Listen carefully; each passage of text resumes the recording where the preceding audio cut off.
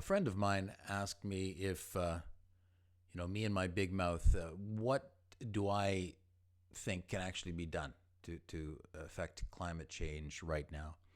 And it's a tough question, and most people look at it and just go, there's no way we can do anything about it. It's either too late or it's too scary, it's too onerous, and we're not even going to try. Here are 10 things that you can literally do that really would have a strong effect, or at least begin to have an effect on climate change.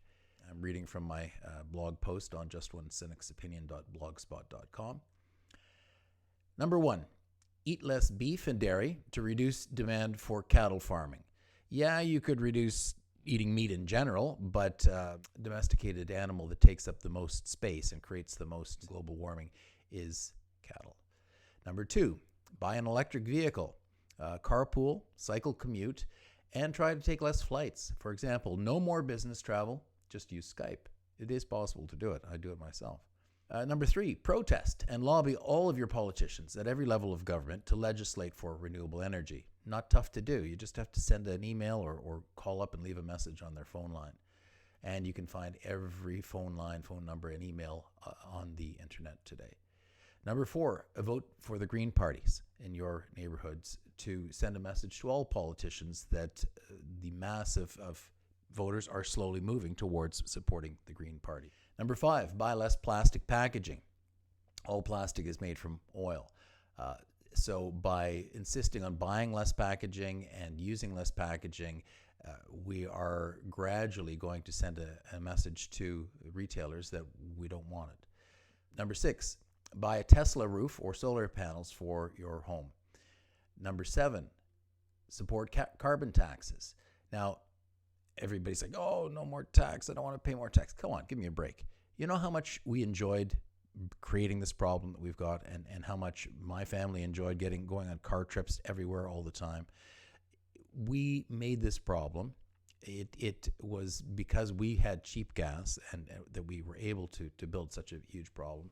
And your kids and grandkids are going to pay for what we've done, so we should contribute now. And really, when you think about it, it's not that painful.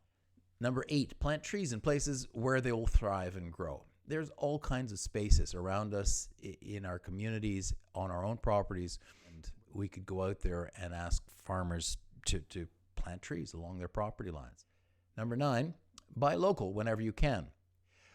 And more, it would be nice if we stopped shopping quite so much at the dollar stores and buying a lot of crap that is super cheap but we really don't need. And number 10, don't argue with climate change deniers because they can't help themselves. Deniers struggle mightily to understand complex problems. Hence, they look for simple solutions that reassure them that nothing will change in their lives.